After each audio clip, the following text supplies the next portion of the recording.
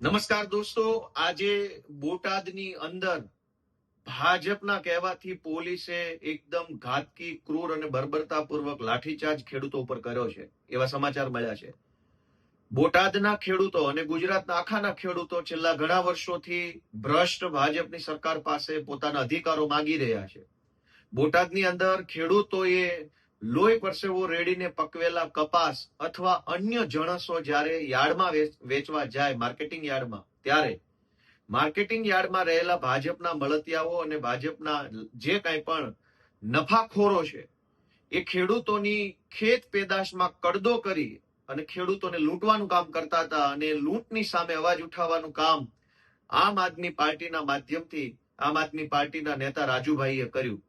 રાજુભાઈ છેલ્લા 3 દિવસથી શાંતિપૂર્વક રીતે એકદમ ગાંધી ચિંધ્યા માર્ગે ખેડૂતો વતી લડી રહ્યા હતા, પણ શાંતિપૂર્વક રીતે લડાઈ ચાલતી હતી એને ડિસ્ટર્બ કરવાનું, એને ગેરમાર્ગે દોરવાનું કામ આજે બોટાદમાં ભાજપના માણસોએ અને પોલીસે કર્યું છે.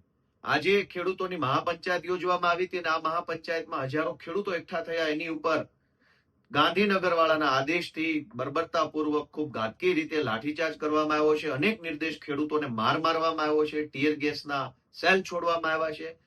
આટલી હદે અન્યાય, અત્યાચાર અને દાદાગીરી એ અંગ્રેજોને પણ શરમાવે એવું કૃત્ય છે. ખેડૂતોના હામી બનવાના બદલે, ખેડૂતોની મદદ કરવાના બદલે, ખેડૂતોના હક અને અધિકારો આપવાના બદલે ખેડૂતો ઉપર ટીયર ગેસના સેલ છોડવા, ખેડૂતો ઉપર દંડા વરસાવવા એ ભાજપની હલકી માનસિકતા છે અને એની સામે આમ આદમી પાર્ટી લડી રહી છે.